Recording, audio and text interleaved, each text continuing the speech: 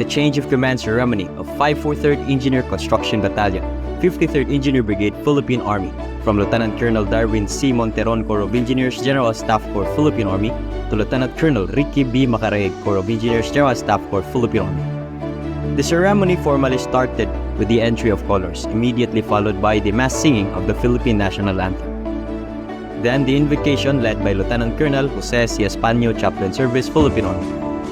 Part of the program was the awarding of Governance Pathway Institutionalized Stage with Silver Trailblazer Award. Afterwards, the awarding of Triple M ad interim to Distinguished Star Award and Command Flock from the 53rd Engineer Brigade, Philippine Army to the outgoing Commanding Officer Lieutenant Colonel Monteron.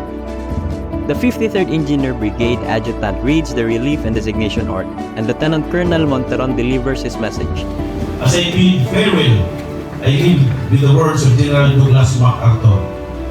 All soldiers never die, they just fade away. Though my time as your battalion commander draws to close, I know that I'll forever be proud to observe alongside the finest men and women in uniform. Thank you. May God bless this battalion, the 53rd Engineer Brigade, and the Samarinos.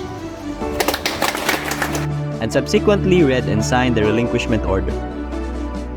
Then the incoming commanding officer Lieutenant Colonel Macaraeg read and signed the assumption order. Thereafter was the ceremonial passing of unit symbol from the outgoing commanding officer Lieutenant Colonel Monteron to the incoming commanding officer Lieutenant Colonel Macaraeg, presided by the 53rd Engineer Brigade Commander Brigadier General Maynard G. Camarao, Philippine Army. Then Lieutenant Colonel Ricky B. Macaraeg, Corps of Engineer, General Staff Corps, Philippine Army, delivers his message for the very first time as the newly installed acting commanding officer of 543rd Engineer Construction Battalion, 53rd Engineer Brigade, Philippine Army.